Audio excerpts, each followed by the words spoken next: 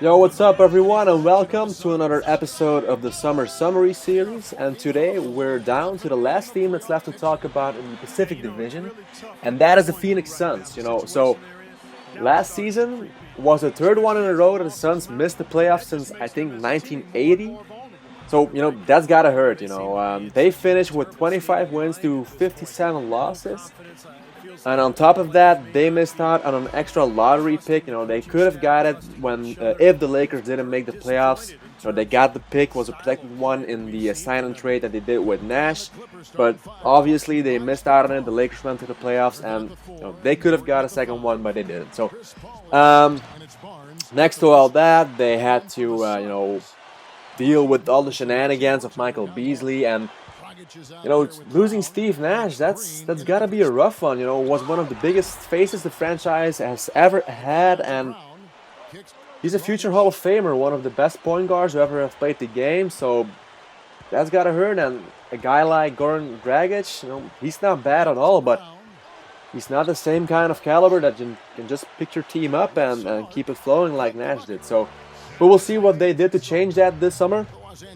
First of all, they got a new coach in Jeff Hornacek, and he's a guy who played for the Suns from 86 till 92. He was drafted by the Suns, if I'm not mistaken, and he played there till 92. And they also drafted a guy with the 5th pick this year, was Alex Len out of Maryland. And now I already said that I don't know that much about college ball. But from what I've seen, this guy has the potential to become, a serious threat to all kind of defenses. He's got some post game and knows how to shoot as well. He's very athletic for his size, and he's got, got a lot of potential. So I hope the Suns are able to develop him and incorporate him into the rotation. Maybe get Gortat doing some mentoring for him. I don't know what they plan on doing with it. So let's hope they can get him going. And next to Len, they signed another rookie, which name is Archie Goodwin. I don't know him that well, but let's see what happens. And like I said, they haven't been active in signing that much players. They only got a few rookies, but they did participate in a few trades, though. The first trade was a 3-team trade with the Bucks and the Clippers, and the Suns got Eric Bledsoe and Caron Butler for LA. Now, they traded Caron Butler a few weeks later over to Milwaukee in exchange for Ismail Schmidt and Vyacheslav Kravtsov. So they didn't get that much quality in return, but they earned some cap space, probably to attract a nice free agent in the future. Let's see what they do with it.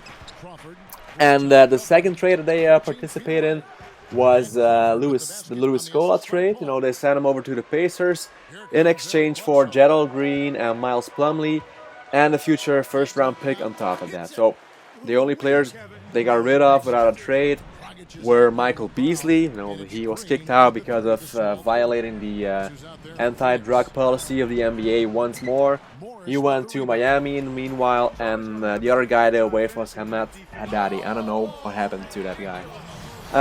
Let's take a quick look at what their starting five would be. At point, you got Goran Dragic, shooting guard Eric Bledsoe, shooting forward Gerald Green, power forward Marcus Morris, and center you got Morchin Gortat. And on the bench they got guys like Malcolm Lee, Kravtsov, Miles Plumlee, Channing Frye, Archie Goodwin, Ish Schmidt, Markieff Morris, PJ Tucker, Kendall Marshall, Shannon Brown, and Alex Len. So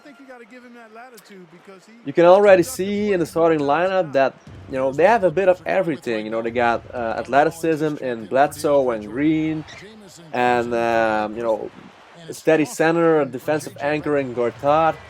And with guys like Marshall, Brown, and Len on the bench, I'd say they definitely have a better chance at a good season, compared to last year.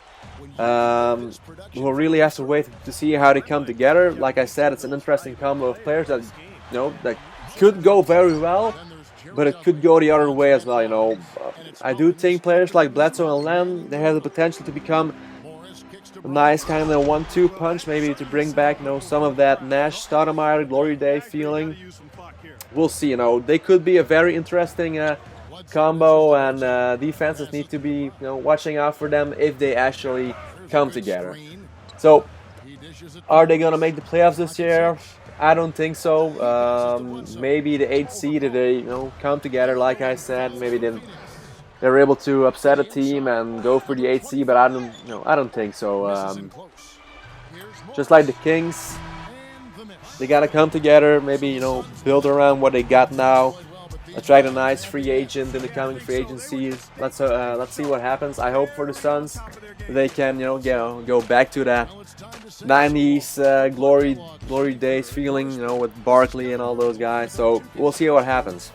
Okay, cool. So that was it for the Pacific Division. For the next team, I would like to ask you guys, what team would you like me to discuss first? It's got to be a team from the Eastern Conference. So just pick any team. If there's a majority, I will pick that team, of course. If not, I will just choose the one that I like the most, and I will be picking that team's division as well afterwards. So please let me know down in the comments, and don't forget to like and subscribe, because I'll be back with some more NBA videos very soon. Peace out.